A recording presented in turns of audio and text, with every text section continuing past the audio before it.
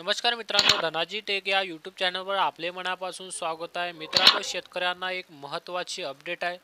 मित्रांनो, पीक विमा शेतकऱ्यांच्या खात्यात जमा झालेला नाही. काही शेतकऱ्यांना 25% पीक विमा मिळाला व काही शेतकऱ्यांना ₹1 पीक विमा मिळाला नाही. तर मित्रांनो, आता काल झालेल्या मंत्रिमंडळ बैठकीमध्ये धनंजय मुंडे यांनी आश्वासन दिले आहे की येत्या महिन्यामध्ये शेतकऱ्यांच्या बँक खात्यात पीक विमा जमा होणार आहे. तर मित्रांनो, ही सविस्तर बातमी आजच्या व्हिडिओच्या माध्यमातून आपण आज बघणार आहात. तर त्याआधी मित्रांनो, आपण चॅनलला नक्की सबस्क्राईब करून ठेवा, जेणेकरून असेच महत्त्वपूर्ण व्हिडिओ दररोज या चॅनलच्या माध्यमातून आपल्याला मिळत राहतील. तर चला आता बघूया काय आहे तो निर्णय.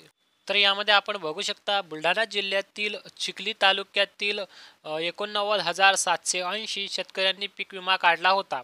त्यापैकी 28,293 शेतकऱ्यांनी तक्रार केल्या होत्या. त्यापैकी केवळ 2,278 तक्रारी ग्राह्य करण्यात आल्या होत्या. त्यामुळे 26,015 शेतकरी पीक विम्यापासून वंचित राहिलेले होते. त्यानंतर बुलढाणा तालुक्यातील 54,804 शेतकऱ्यांनी पीक विमा काढला होता. त्यापैकी 24,585 शेतकऱ्यांनी तक्रारी दाखल केल्या होत्या. त्यातील केवळ 1,611 तक्रारी ग्राह्य धरण्यात आल्या होत्या. त्यामुळे 22,974 शेतकरी पीक विम्यापासून वंचित राहिल्याच्या तक्रारी आल्या होत्या.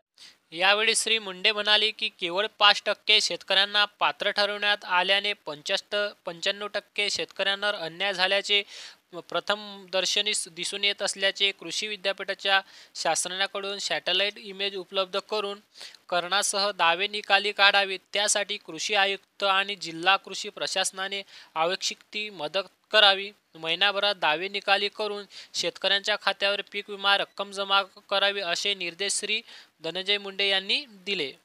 दिनांक 24 बुलढाणा जिल्ह्यातील चिखली आणि बुलढाणा तालुक्यातील पीक विम्यापासून वंचित राहिलेल्या शेतकऱ्यांचे फेर सर्वेक्षण करून पीक विम्याचे दावे निकालात काढावेत व महिनाभरात पीक विमा रक्कम शेतकऱ्यांच्या खात्यावर जमा करावी, असे निर्देश कृषी मंत्री धनंजय मुंडे यांनी केले.